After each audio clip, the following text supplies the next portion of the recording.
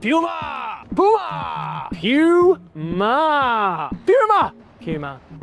Puma! This is the glamorous, the stylish, the fashionable Ford Puma from 2022. And it is another pre-loved gem available at CARS24. So put down that Channel bag, those Dior sunglasses, and that Balenciaga brain, so we can carefully and sensually reveal the soul and engine parameters of this car. Nice glasses, you. Thank you, I found them in a bin. I'm the guy who adorably says whoopsies whenever he mounts a highway divider, Hugh Murray, and welcome to the review. And please, hit us a like, chuck us a subscribe, and comment below your thoughts on the review. Go on, don't be shy. It's the internet, you can't be wrong. At $21,890 with just over 63,000 kilometers on the odometer, this 2022 Puma is yet another gem to buy pre-loved. But when I tell you the thing that makes this absolute gem an absolute jewel, you're probably gonna have some form of spasm, because this Puma still has 2 years and 8 months left on its warranty. Did you have a spasm? Because I did. Ford has gone for a fashion statement in the baby SUV market, and it's kind of working. The graphic designer I have would say this is shabby chic.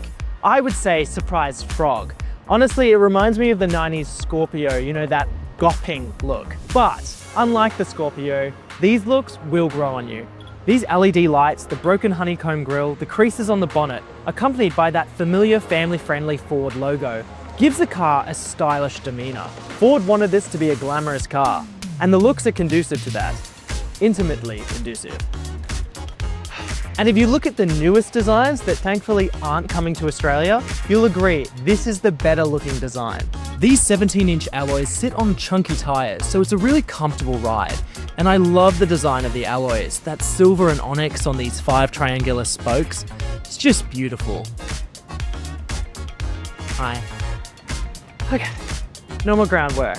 What I love about the back is these beautiful LED headlights. Okay, the LEDs are just stripping around so beautifully, and they're in this lovely teardrop fashion. And I really love the rear, not in that way. It doesn't compromise on storage, and yet we've got some beautiful sweeping lines, and the entirety of the back just looks fantastic. It's one of Ford's better designs for sure. With all the fashion decisions Ford made on the outside, they've also made some interesting design choices on the inside. Stitching on the sides with some nice static grey fabric, some zigzag materials on the seats that look like the design has been taken from one of those 3D illusion books. Just like the Fiesta and the Focus, the steering wheel and the dash is the best design in my opinion. Its neon blue dials, an incredibly minimalist but geometric positioning of the fuel and temperature gauges, accompanied by a clear, no-nonsense screen. The wheel itself is beautiful. The controls are really easy to use on either side, and everything you need is on this wheel. Leather stitched, of course, is the Ford way, with some nice chrome matching the gear lever and the handbrake too. I was actually really impressed by the maneuverability of the driver's seat and the steering wheel itself. It's got a surprising amount of depth to it, which is yeah, pretty good for a freakishly long-legged man like myself. You can also adjust the lumbar support individually, which is kind of nice. Some cars have this, but I was surprised it was in a Ford of this value. The black plastics are high quality, although the dashboard does have a bit of shine to it that I wouldn't prefer, and I'm not too impressed by the center console plastics. Everywhere else is great though. There's some trim across the dash, carbon fiber with a sheer gloss over it. It's a nice cabin to be in, and it'll be easy to keep clean and maintain. Cabin size, it's bigger than a Fiesta, but it's smaller than a Focus. And the reason you're looking at a Puma is because you want that extra ride height, which you get. And also because you can't afford a Range Rover. Lazy. Storage-wise, there's a bit, but not as much in a hatchback or a mid-size SUV. We have long storage on the sides, some cup holders and shelf in the center with quite a small central armrest, but actually quite deep storage underneath. Something I find really surprising about the Puma is the actual glove box. I know it sounds weird, but it looks so small, and yet it has an amazing amount of storage. It's actually really amazing. I can't believe I'm fangirling over a glove box. Is it too late to study law? Luckily on the CARS24 website, you can tell if a car has any imperfections at all. And with this one, there's just one, which is the chip on the windscreen. When I was reading reviews for this Ford Puma, not as good as this one by the way, I did notice that a lot of people complained about the lack of rear cabin space, and they're not wrong. If you're a 6-foot adult like me and you rest your head against the headrest, you do feel the roof kind of stick into your head a little bit, but it's not too bad. It's not going to be a massive deal breaker, frankly. I mean, it is a little bit cramped on the sides, but the armrest is actually in a good position. It is annoying that there isn't a center armrest. I mean, a lot of cars don't have them. I don't know why. You also get a decent amount of legroom here too. Like, I'm not really complaining at all. And if the Passenger Princess was a little bit more generous with their space, I think I could get an extra inch or two as well. The Puma does have a bit of cabin storage, some on the sides, some netting, as well as a small cubby hole in the center. This is a little bebe SUV, so I would say its main competitors are the Kia Stonic or the Mazda CX-3. Some are available at CARS24. But what's great about the Puma is when you open up the boot, you get 410 litres of storage with the seats up. That's actually more storage than those competitors alone.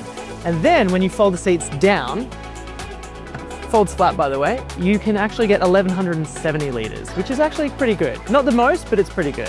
What's nice about the Puma as well, they've divided the boot into two sections. So you've got the top section with this layer, which is great when the seats are folded flat, but then you open this flap up and you can store a suitcase, my makeup kit, not that I use a makeup kit, and various things that I've stolen from work. I mean, borrowed from work. I've borrowed it from work. I'm gonna give it back. I won't give it back. Underneath here, you've also got a space saver tire. So it's got a lot of space for such a small car. And then it's got this really nifty thing, which I love, which is a 12-volt charger. Not every car has that. And it means that you can plug in like a mini fridge for all your zesty, fashionable, glamorous drinks. Or White Claws. This is the baseline Puma, and yet it comes with a decent amount of comfort features and technology. Digital climate control, cruise control, and an 8-inch touchscreen infotainment unit with Apple CarPlay, Android Auto, and satellite navigation. It's a really responsive touchscreen running the Ford Sync 3 platform, a handsome digital design compared to a lot of other car brands, even European. I don't know how they've done it, but Ford has installed a really lovely touchscreen. It's just really sleek. Everything is just so easy to navigate on it. And I don't know, it's this like indescribable feeling. It's not like a TV, it's not like a tablet, it's really incredible. Jeez, I'm fangirling over a touchscreen. First it was the glove box, now it's the touchscreen. How late is too late to change careers? To help with your technology, it's even got a wireless charging patch right here, which I love, and it fits really large phones, which is quite surprising. You've also got a USB port in the front and the center, and here's a scenario for you. It's raining, it's dark, the rain sensing wipers come on, the automatic headlights come on, and you're bathed in a sea of blue. These cobalt features even come up in the center cup holders as well, which I think is kind of like a nice touch that you won't get in a different competitor. The engine we have here is very special, and it's one that I love. This is a Ford-designed 3-cylinder 1-litre turbocharged engine. It is small. The engine block alone could fit on an A4-sized piece of paper. And what you get from this tiny dancer is fantastic economy, decent power, and a smooth transmission. This baby SUV will do a combined average of 5.3 litres per 100k. It will give you 170 Newton meters of torque and 92 kilowatts of power. And you'll find out really soon as to why that'll be enough to keep you happy. Right now, when Ford released this 3-cylinder EcoBoost engine, it fitted for the variants of the Focus and the Fiesta of the same year. It is beautiful. The gear changes from the 6-speed automatic are just so smooth, and I'm talking real smooth. I'm going to demonstrate that now. Foot down, and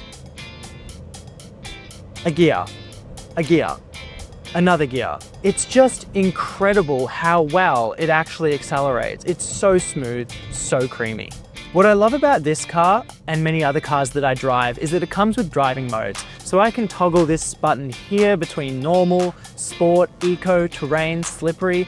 Performance from the engine, you get a lot of kick at low speeds, and it's perfect for driving around town. It does make it up to 100 without any problems, but I would say I'd like to see a little bit more power. That being said, the engine doesn't whine, it doesn't sound tappety, it doesn't rev really high when you put your foot down. It's just a really smooth, controlled acceleration, and that's because of this beautiful engine that Ford has designed. It's a really comfortable ride, I have to say. It's just, the thick tires really absorb the bumps and lumps in the road with ease, and the suspension is super soft. It makes it a perfect highway companion. Looking at this car on the outside, you would think that it's more a sedan ride height than an SUV ride height, but I feel incredibly propped up. I feel like I'm really riding on top of the road, and that's what you like in a mini SUV. I also wanted to speak about the cabin. It doesn't have a lot of road noise, and the steering is incredibly light in town and yet quite firm on the highway. It's a perfect mix, so you know that it's actually balanced according to where you're driving. Although this is the baseline Puma, you get a lot of safety tech fitted to the car.